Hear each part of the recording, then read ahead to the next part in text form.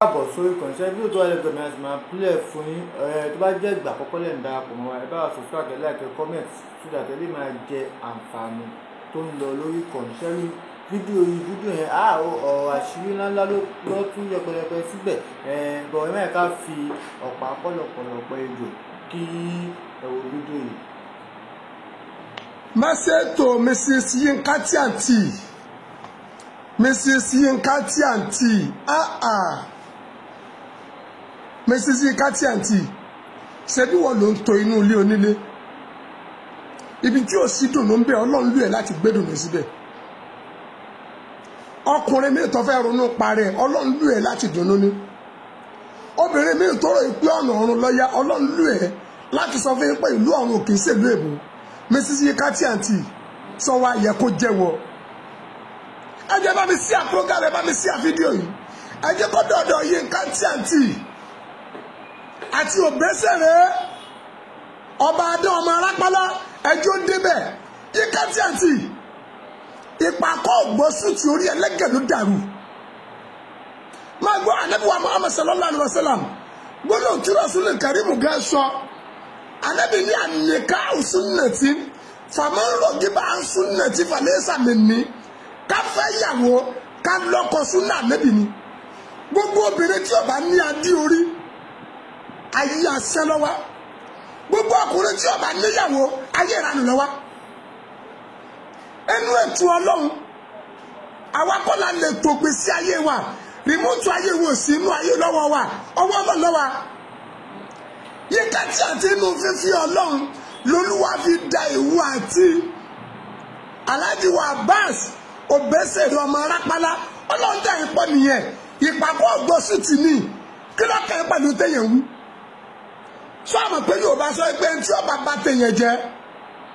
ẹni fi yẹn jẹ alága ẹni ọba fẹ́ bá ọ̀nà ọkọ̀ jẹ́ náà ni ọmọ fi bú yẹn. Sọ yẹ kí irú ẹ wà kọ́ ọmọlàdé orí ẹni Ọlọ́run yẹn fún wọn nù. Ọlọ́run ọdẹ jẹ́ kí ẹjọ́ bára yín pẹ́ àjọ gbé pọ̀ yín àjọ sọ yín àjọ jẹ́ yín àjọ mú yín Ọlọ́run jẹ́ ọrọ̀rùn àárín ìwọ àti ìyálé rẹ̀ ò sì ní dàrú èèyàn lè yọ́ máa jẹ́ o. Yinka TNT èèyàn lè yọ́ máa jẹ́ mọ́gbọ́ tiwọn o. Ajẹgbodò lọ́pọ̀lọpọ̀ ọkùnrin mi o ajẹgbodò lọ́pọ̀lọpọ̀ obìnrin mi o tí ń wẹ̀ ní kúra kí wọ́n lè bá a pọ̀. Yinka TNT let me tell you fact and true. Bọ́lọ́run ṣe fàánú gbọ́ yẹn tí wọ́n àti Alhaji Abbas Obesere ọmọ arápálá tẹ́jọ pàdé hùn ọ̀pọ̀lọpọ̀ obìnrin nírú rẹ̀ wù wọ́n lè sọ̀rọ̀ gidi. Yinka wọ́n lè kọrin ire tì ọ́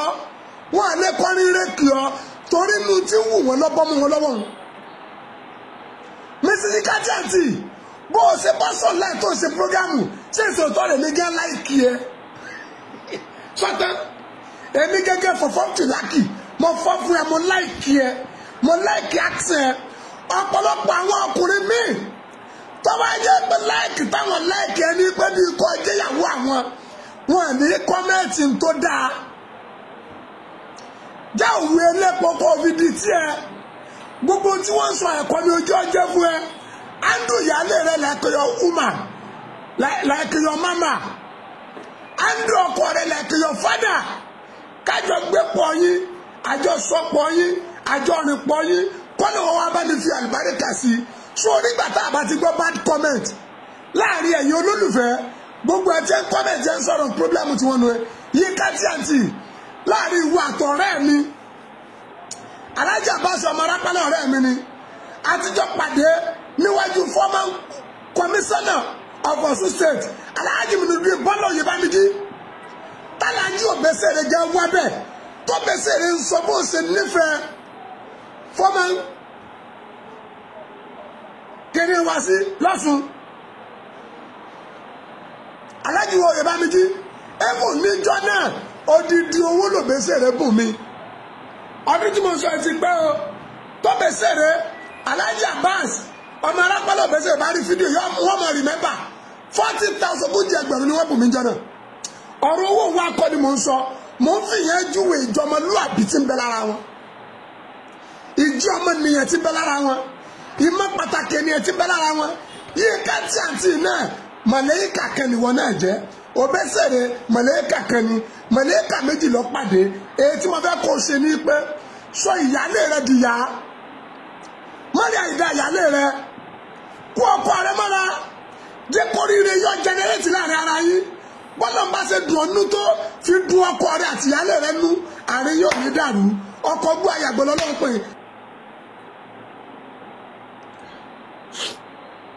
Ẹ kú dédé wọ̀nyí.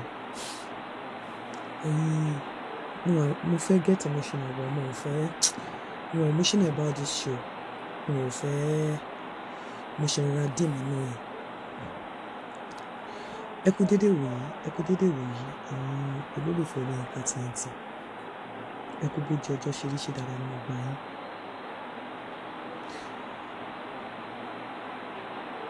Yorùbá sọ pé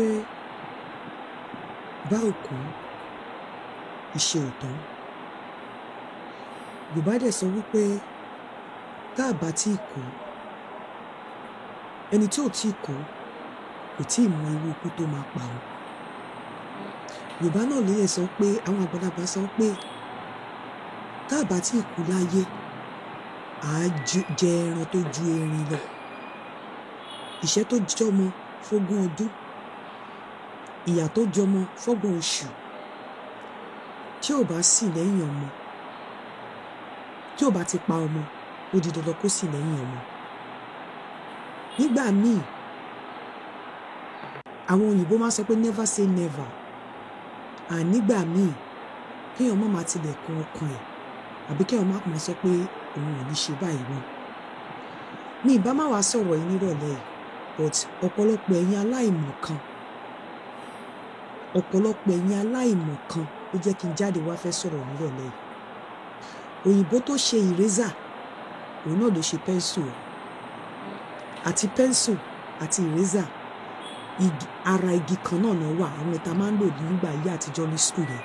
tó bá kọ́ tán wàá tún fi ìrẹ́zà ìdí ẹ̀ parẹ́. Àwọn báírò kan tiẹ̀ wà tó tiẹ̀ tún ní nǹkan tó lè fi parẹ́ tó túmọ̀ sí pé gbogbo ẹ̀yin aláìmọ̀kan gbogbo ẹ̀yin tó jẹ́ wípé nǹkan tó ń pè ní ọfà ìfẹ́ Ọlọ́run má jẹ́ kó mú wa. Ẹ rò pé ó wu èmi náà láti lọ kóra mi sí inú ilé tó ti tòrò pàápàá ti Obesere Akande tó lóun ò ní tí wọ́n láwọn ò ní fẹ́yàwó mi. Ẹ fi pé ó wu èmi náà láti lọ torí mi bọ̀bẹ̀ bẹ́ẹ̀ kádàrá ẹ̀kànkádì àbí kádàrá aláwọ̀ ibi tó bá wu ẹ̀ fúùfù lẹ̀lẹ̀ ló ń darí igi oko sí ibi tó bá wu Ọlọ́run ló lè darí àyànmọ́ lọ. Ẹ̀yin aláìmọ̀kan tẹ́ ẹ ní Obesere ní òun ò lè fẹ́ ìyàwó méjì kìíní kan tí wọ́n bá wá fún mi ní àyè tí mo sì ń bẹ̀ wọ́n pé kọ́tẹ̀ fún mi ní few hours kí n fi show kìíní yẹn lórí Facebook lórí YouTube not Facebook tó bá fún mi láyè láti premier kìíní yẹn tẹ́ wá rí nǹkan tó wá jọ yín lójú tó kọjá ọgbọ́n àti òye yín kọ́ tẹ́ bá wá rí ìyàwó ìyálé mi tẹ́ wá rí wọn lẹ́gbẹ̀ẹ́ mi tẹ́ wá rí wọn nínú family house tẹ́ wá rí wọn pé àwọn gangan náà ń gba wájú gbẹ̀yìn kọ́ èmi ò kí ń ṣe àṣà wọ́n dẹ̀ mọ̀ mí pé mi ò kí ń ṣe àṣà wọ́n mọ̀ mí wípé mi ò kí ń ṣe ọmọ tó máa dé tó máa ní kí ìyálé fòkó níṣu àbí kó kú òjijì tẹ́ bá wá rí for just 2 hours tó bá gbà mí láyè o Àkàndé bá gbà mí láyè pé kí n ṣe just for 2 hours tí mo wá ṣe ẹ̀ torí pé a ti ń sọ̀rọ̀ mo dẹ̀ ní pé 2 hours ẹ rí pé mi ò dájọ́ sí pé bóyá Saturday bóyá Sunday mo kàn ní over the weekend tẹ́ bá wá rí ẹ fowó sí ẹ̀yin tẹ́ bá lè bá mi bet ẹ bá mi bet tẹ́ bá wá rí àwọn nǹkan tó ṣẹlẹ̀ nínú fídíò yẹn kí lẹ máa wá ṣe máa lọ para yín ni gbogbo ẹ̀yin tẹ́ ní Obesere bàbá arápálá tọ̀ síbẹ̀ ò lè fẹ́ ìyàwó méjì never say never bó ṣe wu Olódùmarè ló ń ṣọlá èèyàn kọ́kọ́ ò ní àṣẹ láyé ara ẹ̀ láti sọ pé òun ò lè ṣe bá Ọlọ́run nìkan lọ́ba tó lè sọ wípé òun dé òun ò tún dé mọ́ òun ò tún dé mọ́ òun á tún padà dé Ọlọ́run ọba nìkan ni fún gbogbo ẹ̀yin onérò kúkúrú gbogbo ẹ̀yin aláìgbàgbọ́ tẹ́ bá wá rí ìyálé mi lẹ́gbẹ̀ẹ́ mi nínú fídíò kí lẹ máa ṣe obìnrin alálùbáríkà obìnrin tí àwọn ọmọ ẹ̀ ò ní kú mọ́ obìnrin tó máa jèrè ọkọ obìnrin tó jẹ́ wípé lágbára Ọlọ́run kò ní kú kú òjijì bó ṣe wù kó pẹ́ tó láyé kò ní mọ sàárè ọmọ. Mo èmi tún kẹ́kọ̀ọ́ lára wọn torí pé ọ̀pọ̀lọpọ̀ yìí tẹ̀ sọ pé ìkẹlẹ̀ bàbá lè fẹ́ yàwó méjì kìíní kan torí pé ẹ̀ mọ̀ wọ́n ni irú tí mò ń ṣe yìí tó bá fún mi láyè láti kọ̀rọ̀ ṣe ọ̀rọ̀ yẹn ló fèrè tán ní kò gbọdọ̀ pọ̀ jù mi ò ní ṣe é ibi tó bá fi iyọ̀ tèmi sí èmi ò lọ sínú ilé Obesere láti lọ tú wọn ká àbí láti lọ dalé yẹn rú èmi ò lọ láti lọ kó wọn síta bí ọmọ ọjọ́ mẹ́jọ èmi máa jẹ́ mo máa lọ add value sínú ilé yẹn ni èmi máa lọ jẹ́ ìmọ́lẹ̀ tó ti tọ̀ nínú ilé yẹn tẹ́lẹ̀ ìmọ́lẹ̀ tí ìyálé mi ti tọ̀ sínú ilé yẹn èmi ò lọ láti lọ sọ̀mọ́lẹ̀ yẹn sínú òkun èmi ń lọ láti tún lọ brighten ìmọ́lẹ̀ yẹn up tó tiẹ̀ jẹ́ pé ìmọ́lẹ̀ yẹn ti tàn tẹ́lẹ̀ èmi ò lọ láti lọ sọ ilé yẹn sínú òkùnkùn ẹ̀yin aláìmọ̀ kan Obesere lè fẹ́yàwó méjì kìnnìkan ni wait and see you will be shocked ẹlòmíì ala inú lẹ̀ báyìí omi á jáde ẹ̀ mọ̀ wípé ìtọ́ bá sọ pé ìfẹ́ never say never mo dẹ̀ máa ń sọ fún yín ẹ má bínú o ìyálé mi nǹkan tí mo fẹ́ sọ yìí mi fi root yín o ẹ bá ń wò mí àbí táwọn èèyàn bá ní tẹ bá rí ṣò yẹn má bínú kò sí bí ìyálé ṣe lè já pátá tó àbí bó ṣe lè burú tó tọ́lọ́run bá ti kọ ọkùnrin pé kò ń ṣe oníyàwó kan kò sí nǹkan tí obìnrin lè ṣe mo ṣe sọ pé ìyálé mi alálùbáríkà ni wọ́n obìnrin dáadáa téèyàn fi ń tọrọ obìnrin ni tó máa jèrè ọmọ tí aṣíni nídìí ò ní ṣí wọn nípò tẹ́nìkan kò ní ṣí wọn kúrò nínú ilé yẹn èmi ò lọ lé wọn jáde èmi ò lọ já okùnkùn sínú ilé yẹn Ọlọ́run ló bá mi ṣe mo máa ń sọ fún yín pé oníkálukú ló níbi tí bàtà ti ń ta lẹ́sẹ̀ the fact that I don't come on social media to talk about myself does not mean I don't have things that I'm dealing with lọ́wọ́yá lára àwọn nǹkan tí mò ń deal pẹ̀lú eléyìí nínú kíní mi but when I come I put on smile I dance I talk people don't know so ìgbà tọ́lọ́run bá dẹ̀ wá gbọ́ ìmí kanlẹ̀ mi tí ayọ̀ tún wá wọnú ayé mi tẹ́yìn kan wá sọ pé Obesere kaná ṣe kíní kan ìkọ́ tiẹ̀ sọ pé torí pé mo gbọ́ pé Obesere náà ṣé akúṣẹ́ lèmi ni ẹ rí ibi tí mo ti ń ṣiṣẹ́ ni mo sọ fún yín pé ó dàbí ìgbà tí mo sọ fún wọn pé téèyàn bá ní kí n wá gbé Nàìjíríà kó máa fún mi ní 30 million lọ́sẹ̀ mi ò lè gbé bẹ́ẹ̀ because I don't worship money nǹkan tí mo need ò ń ṣe owó nìkan I enjoy my security I get value for my money I enjoy àwọn èèyàn tí mò ń bá ṣe ní bíbáyìí bó ṣe pure orí Facebook nìkan mo ti ń gbé pè ta ló fẹ́ àwọn èèyàn tí mò ń bá ṣe nínú irú ẹ̀ nísìnyí tí mo celebrate birthday mi lọ́fíìsì tó dẹ̀ celebrate ẹ̀ fún mi wọ́n fún mi ní gift àwọn nǹkan tí wọ́n fún mi bó tiẹ̀ jẹ́ pé àwọn nǹkan kéékèèké mo value wọn ẹ wo bó ṣe mo dẹ̀ love ẹ̀ bí mo ṣe ra ṣe quietly àná ní birthday mi kò ń ṣe ní ẹ rí pé mi ò tiẹ̀ post picture mi ò tiẹ̀ ṣe rárá mo like ẹ̀ bẹ́ẹ̀ nǹkan tí mo decide pé mo fẹ́ ṣe ni mo dẹ̀ lọ lẹ́nìí mo ṣe àwọn nǹkan tó yẹ kí n ṣe kò sí nǹkan tẹ́ lè ṣe sí ìyálé mi ò kì í ṣe oníwàhálà ṣùgbọ́n bá fún mi mo sì ń bẹ̀ wọ́n pé kó fún mi ní 2 hours kí n fi premiere family introduction yẹn láti short gbogbo ẹ̀yin tẹ́tí ẹ̀ sọ pé Obesere lè fẹ́yàwó mi kìíní kan láti jẹ́ kí ẹnu yín kẹ́ keep quiet láti jẹ́ kẹ́ shut up pé never say never láti jẹ́ kẹ́ shut up pé Ọlọ́run ọba ló máa ń mú nǹkan jáde kúrò nínú kò sí nǹkan tọ́lọ́run bá sọ pé òun dé láti jẹ́ kẹ́ mọ̀ pé tọ́lọ́run ò bá tí ì tì ilẹ̀kùn tí Ọlọ́run ò bá tí ì tì ẹ̀dá kan ò lè tì í ilẹ̀kùn tí Ọlọ́run ò bá ṣí kò sẹ́ni tó lè ṣí àdúrà ni kẹ́ máa fi ràn mí lọ́wọ́ pé Ọlọ́run tó ṣe kinní fún mi kó má jẹ́ kó bọ́ lọ́wọ́ mi ẹ má wish me bad ẹ má sọ̀rọ̀ òdì pé kò lè fẹ́ kinní kan kò fẹ́yàwó Ọlọ́run orí mi ló bá mi ṣe àdúrà ni kẹ́ máa fi ràn mí lọ́wọ́ pé kó sàn mí kẹ́dẹ̀ má bá mi fi àdúrà ran ìyálé mi lọ́wọ́ tó jẹ́ ìyàwó tó wà lé pé Ọlọ́run kó má ṣí wọn nídìí ẹrù wọn Ọlọ́run má jọ fojú sunkún ọmọ Ọlọ́run kó jọ abánidẹ́gbọ̀n ire ayọ̀ kó má kẹ́ Ọlọ́run má jẹ́ kán bá wọn dẹ́gbọ̀n ire ayọ̀ wọn kọ́lọ́run má sọ wọn di àgàn alẹ́ kọ́lọ́run kó bá mi lọ́rọ̀ ẹ̀mí wọn pé ké orí inú tèmi náà kó má bà tòde mi jẹ́ kí má jọra mi lójú kí má sọ pé mo ti débì kan mo wá fẹ́ máa tramp on her àdúrà tẹ́ máa fi gbà nìyẹn fún mi nìyẹn bọ̀ pé gbogbo èyí dẹ̀ sọ pé kinní kan ẹ lọ yíwà padà ìfẹ́ yìí kò sí nǹkan tẹ́ lè ṣe sí tó bá fún mi mo ò tí mọjọ́ tó fẹ́ fún mi bóyá Saturday or Sunday tí máa kọ́kọ́ fún mi ní kíkọ premier family introduction, private family introduction yẹn just for 2 hours. Kẹ́ wá wo ìyálé mi lẹ́gbẹ̀ẹ́ mi. Kẹ́ wá wo bí ìyálé mi ṣe mú mi dání, obìnrin alálùbáríkà. Kẹ́ wá wo bó ṣe fà mí, bó ṣe mú mi dání. Kẹ́ wá wo àwọn ọ̀rọ̀ tó sọ àti ìlérí tó ṣe láti jẹ́ igi lẹ́yìn ọgbà mi. Kẹ́ lè wá shut up ẹnu yín, ẹ̀yin ẹlẹ́nu màrímà sọ. Mo tún ti da gúgúrú yẹn sílẹ̀ fún yín lálẹ́ kẹ́ máa yan o. Mo ti dà fún yín kẹ́ lọ máa yan. Ìyẹn ni kẹ́ ẹjọ́ yẹn ni kẹ́ rò lálẹ́ tí lẹ máa fi mọ́. Eléyìí ó ti lọ láú. Mo ti gbé eléyìí tán. Mo gbé tán mi gbà wọ́n lọ́wọ́ ìyálé mi. Mo gbé tán mi ní disobey ìyálé mi ìdẹ̀ ní sọ pé bóyá kọ́fò kò níṣò. Ìmọ́lẹ̀ lèmi lọ jẹ́ nínú ilé yẹn tó gẹ́gẹ́ bí ìmọ́lẹ̀ ti wà ń bẹ̀. Màá tún wá hard mọ́mọ́lẹ̀ yẹn mi ò lọ fi òkùnkùn síbẹ̀. Èmi ò débẹ̀ mi ò lọ tún wọn síta bí ọmọ ọjọ́ mẹ́jọ mo máa lọ bò wọ́n láṣìírí ni. Èmi dẹ̀ máa gbọ́ràn torí pé èmi ò ṣe Gen Z ọmọ ọjọ́ òun lè ní. Mo ti da gúgúrú yẹn lọ máa yan. Mo ti yọ mi lójú pé báwo làwọn èèyàn ṣe ń ronú báyìí. Kò ṣe pé bóyá ó wù èmi náà kí n fẹ́ tí mo mọ̀ pé ilé ẹ̀ ti settle. Ó ti wà ní 60s kò dẹ̀ sí wàhálà kó yára pé ìsìn nìbọn gbàtẹ́ pé tó ibi orí bá dání sí là ń gbé bọ́lọ̀ ń bá ṣe lé èèyàn máa rìnrìn àjò ẹ̀dá ló máa rìnrìn ẹ̀ kò sí nǹkan téèyàn lè ṣe sí kò wù èmi náà bẹ́ẹ̀ tẹ́ bá wò mí kì í ṣe pé mo sọ pé mò ń deny yín o sà o ẹ jọ̀ọ́ o Àkàndé mi ò deny yín o mo kàn ń sọ ni pé kó má fi pé bóyá mo fẹ́ lọ jẹ nǹkan àbí bóyá ojú kòkòrò kọ́ ó fa ìfẹ́ ni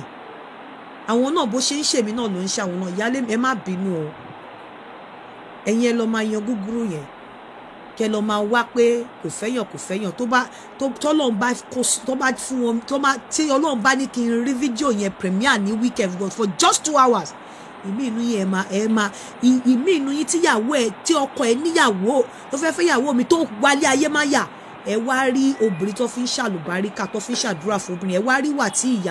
ìyálé mi ẹ rí wà tán wù níjọ introduction.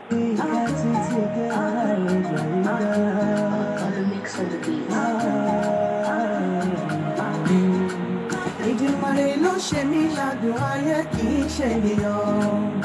ọ̀run ló ti ṣe mí lẹ́yìn omi ò ní dáyé kan. Ìdùmarè ló ṣe mí ládùn ayé kì máa ń ṣe ènìyàn ọ̀run ló ti ṣe mí lẹ́yìn mi ò ní dáyé kan. Adùn adùn adùn adùn adùn adùn adùn adùn adùn adùn ohun ìyà nínú ẹ̀dá láti ṣẹ̀dá mi ó wá ṣe mí ní olùrànlọ́wọ́ ó gbàgbára ibi wọ̀ mí ó fún mi lọ́kọ̀tọ̀ òyìn ohun adùn adùn àrímá lè lọ bèbè dí mi agbélẹ̀kẹ̀ dúró àtúmọ̀pọ̀mọ́ rìgbìdì ni mo ní láyà ọkọ̀ bá rí mi ají pépé àtòkè ló ti fàdùn sáyé mi kì í ṣọwọ́ ẹ̀dá láyé ọ̀run ló ti fi mí lẹ́yìn o ẹ má jẹ́ ń dáyé fọ́. Ìdùmarè ló fi mí ṣàdùn ayé kì í ṣe ènìyàn ọ̀run ló ti ṣe mí lẹ́yìn mi ò ní dáyé fọ́. Ìdùmarè ló fi mí ṣàdùn ayé kì í ṣe ènìyàn ọ̀run ló ti ṣe mí lẹ́yìn mi ò ní dáyé fọ́. Adùn adùn adùn adùn adùn adùn adùn adùn adùn adùn èmi adùn ayé èmi lẹ́nì kejì bá kò rí mi nílé àdìkọ́ra àwárí mi níbi nǹkan oṣù máa jí màwẹ̀ máa ṣoge má rí má tẹ̀lé bí ọ̀kí èmi ìyanu Olódùmarè máa wá máa rẹra bí ẹyẹ. Àtúmọ̀pọ̀mọ́ rìgbìdì ni mo ní láyà akọ̀ bá rí mi. Àtòkè ló ti fàdùn sáyé mi ò kì í ṣọwọ́ ẹ̀dá láyé ọ̀run ló ti ṣe ṣẹyẹ ọ̀rọ̀ jùlọ ẹ̀fọ́. Ìdùmarè ló fi mí ṣàdùn ayé kì í ṣe ènìyàn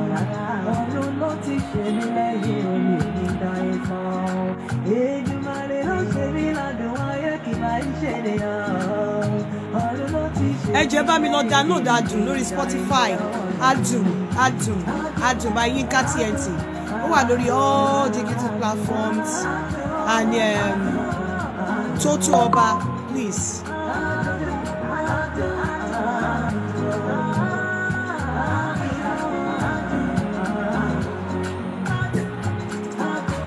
Ekason, it's going to be a quick one.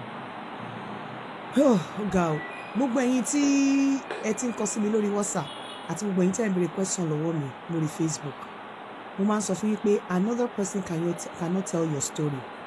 I am the only one that can tell my story. Kò dẹ̀ sẹ́ni tó mọ̀ mí tó dẹ̀ lè mọ̀ story mi ju ara mi lọ. Ọ̀pọ̀lọpọ̀ yín sọ fún mi pé why do you bring your relationship on Facebook? Mo ṣe deliberately ni. I did it deliberately. Deliberate action ni. Kò ṣe pé bí a mo ṣe tán mo ń regret, no. And I will tell you the reason. The same reason tí lady kan ọ̀rọ̀ yẹn ti trend ó ti lọ tó fi wá sọ lórí Facebook pé òun àtọkọ òun ò sí mọ́ tí gbogbo yín tẹ gbà bí ẹni gbàgbọ́ tí tẹ bẹ̀rẹ̀ sí ní sọ̀rọ̀ why the birthday why kinní kan òun ló mú mi wá. Mo bí èèyàn ṣe máa ń feel it's better for me to come and tell my story because mi mẹ́ni tó ń wò mí mi mẹ́ni tó rí mi ìgbà tá a ṣe private introduction tá a ṣe family introduction mi mẹ́ni tó wà bẹ́ẹ̀ mi mẹ́ni tó ti record mi mẹ́ni tó ti lè sọ̀rọ̀ mi mọ nǹkan tí mo lè ṣe and one of the reasons tí mo ṣe ó tún pẹ̀lú nǹkan tí mo ṣe ní I don't want to be celebrated bí birthday mo tún wá rí wípé birthday mọ nǹkan táwọn èèyàn lè ṣe mi mẹ́ni tó ń ṣọ́ wa mi mẹ́ni tó rí mi mẹ́ni tó wà ní introduction wa mi mẹ́ni tó wà ní private kíní wa mi even níbi tí inú ilé tí wọ́n fi mí sí after tá a ṣe introduction tó tí mo wà ń bẹ̀ torí ẹ̀ mo ṣe post ibi tí mo ti ń dáná tó ti wá bá mi ní kitchen because I know ṣebí èèyàn ló yà wá èèyàn wà ń bẹ èèyàn ló yà wá náà nígbà tó dé yà wá tán ó send ẹ̀ sí mi torí téèyàn bá ṣe àwọn ìwà kan ní mọ nǹkan téèyàn ṣe èèyàn ló yà wá nígbà tí mò ń ṣe nǹkan ní kíṣì tó wá bá mi èèyàn ló yà wá nígbà tó dé yà wá tán ó wá ní àpé òun admire moment yìí ó send ẹ̀ sí mi mo dẹ̀ sọ mo rárá bá post ẹ̀ because bí kíní ṣe ń lọ nísìn ó lè lọ post ẹ̀ kó fìpò fẹ́ fi generate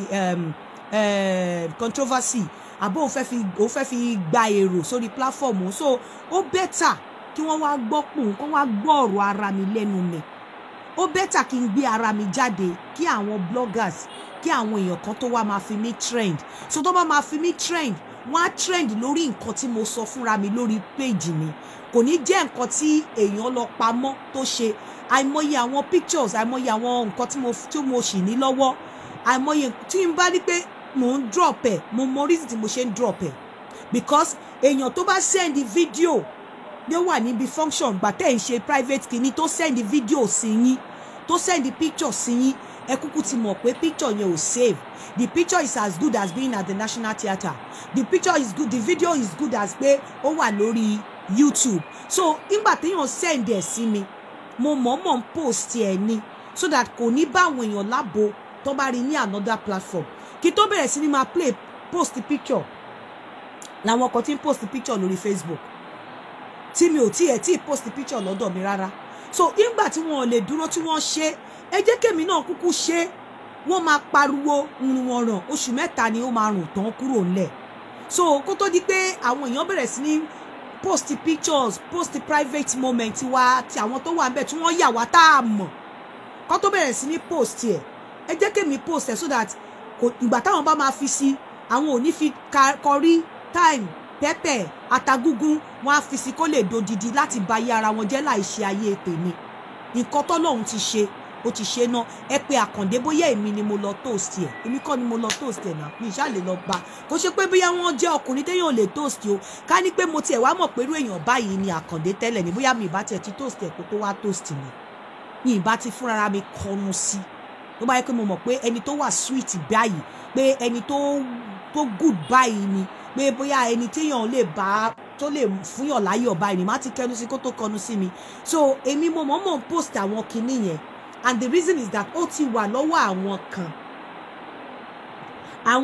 ó ti ya àwọn mọ́mẹ́ǹtì kan tá a mọ̀ ń pa yìí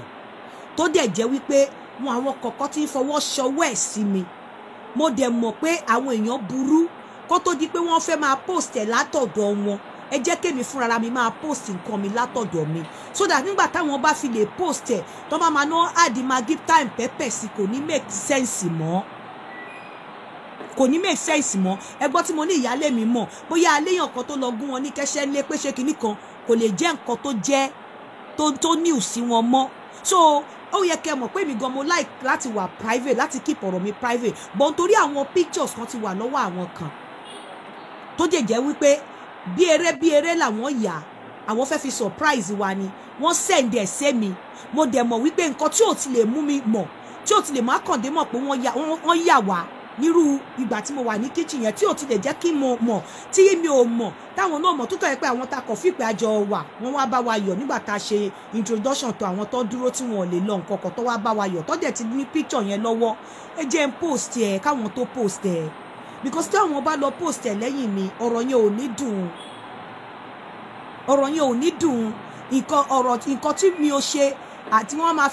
máa gí pẹpẹ àti táìmù sí. Gbogbo picture tẹ́ ń rí yẹn kò ń ṣe AI, àwọn nǹkan tó ṣẹlẹ̀ ni, but àwọn kan ti ní lọ́wọ́ àwọn inú àwọn kan wà ńbẹ̀ tó jẹ́ wípé àwọn tó wà níbi private introduction yẹn náà send ẹ̀ sí mi. Inú àwọn kan wà ńbẹ̀ tó jẹ́ wípé irú ibi tẹ́tí rí mi tí mo ti ń ṣiṣẹ́ ní kitchen, ẹni tó wà nínú ilé nígbà tá a ṣe tán ibi tí wọ́n fi mí sí, ibi tí mo dé sí, tí mo tán wà mí lọ tí mo wà, òun ló ya picture yẹn. Ó kàn send ẹ̀ sí mi pẹ̀lú inú kan ni, àmọ́ torí èèyàn tèmi jẹ́ èmi ò fi taratara trust èèyàn, mi ò ń gbàgbọ́ pé yóò lè ṣe nǹkan fún mi. So nígbà tó send kinní yẹn sí mi fúnra ara ẹ̀, nígbà tó yà èmi kọ́ ni mo yà, bó ṣe send ẹ̀ sí mi kò mọ̀ pé mo máa post ẹ̀ tó bá rí. Ó imagine ìwọ tó péré lọ́rẹ̀ẹ́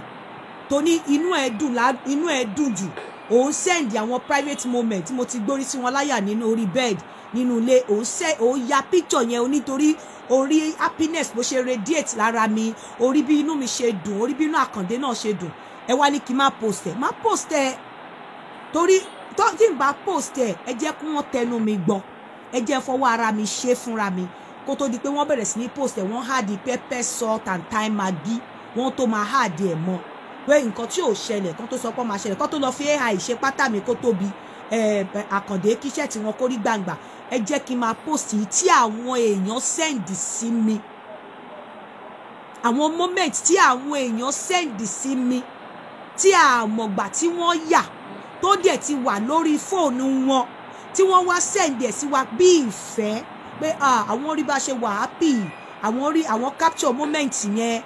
kíní kan pé ká wò ó, inú dídùn àti ọkọ̀ kan náà fi send ẹ̀ lẹ́nìí. But àwọn tí wọ́n jẹ́ ọ̀rẹ́ lẹ́nìí wọ́n lè fall apart lọ́la, kí story yẹn kó kúkú wá nísìn. Àwọn tó bá fẹ́ drag mi ní gbọkọgbọkọ kan drag mi, àwọn tó bá fẹ́ sọ pé wọ́n dá lérú bó tilẹ̀ jẹ́ pé mi ò dá lérú kan drag mi, àwọn tó bá sọ pé aláìdáni mi kan drag mi, àwọn tó bá sọ pé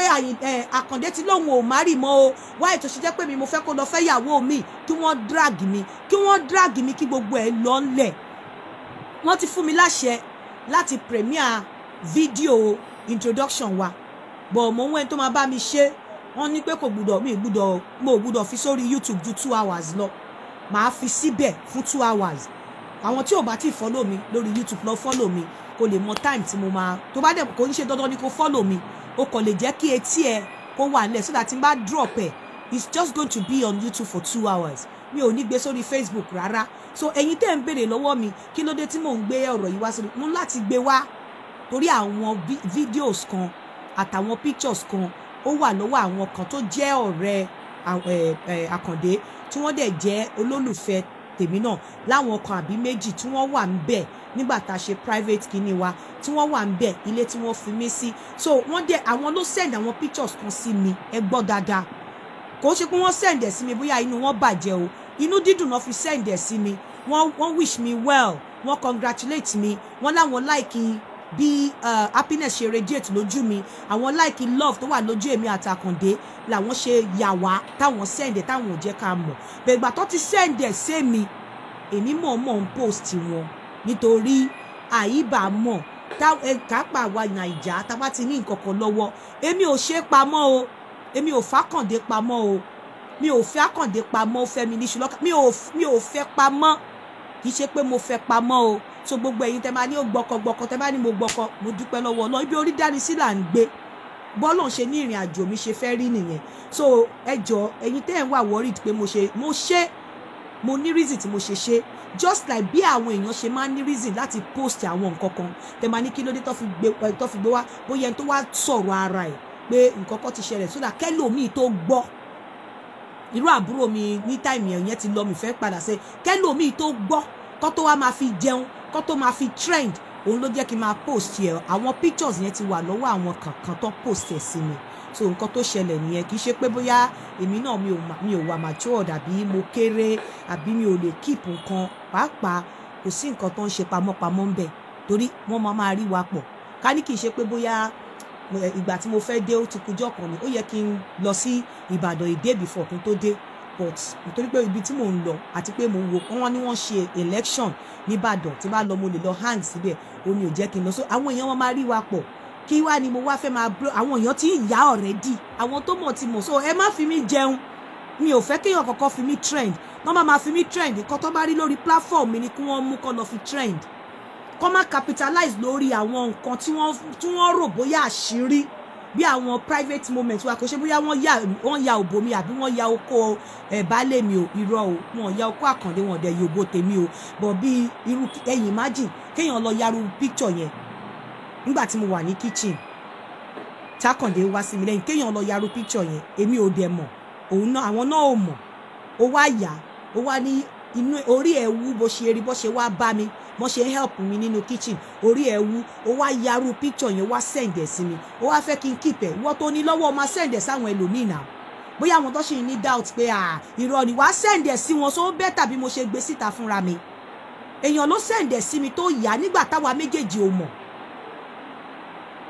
láfta ta lọ ṣe nǹkan tá a ṣe tá a padà wá sílé táwa méjèèjì ò mọ̀ ló yaru picture yẹn ló send ẹ̀ sí mi ẹ wá ní kí n keep ẹ̀ ẹ jẹ́ ń gbé síta torí tí wọ́n bá fẹ́ fi sọ̀rọ̀ kán lè mọ nǹkan tó máa sọ ìdí tí mo fi sọ̀rọ̀ nìyẹn ẹ jẹ́ lọ bá mi download Adùn àti Tótó Ọba lórí all digital platforms lórí Spotify lórí Audiomack.